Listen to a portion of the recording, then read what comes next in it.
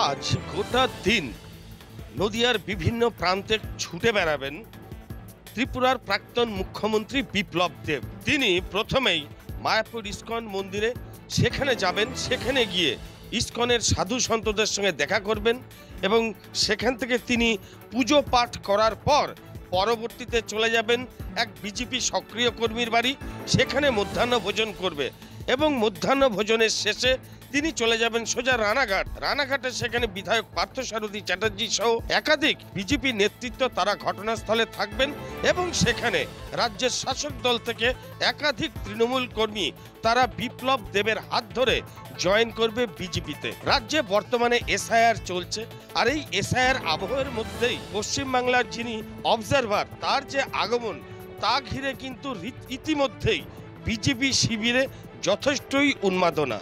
নদিয়া থেকে পলাশকান্তি মণ্ডল, রিপাবলিক বাংলা।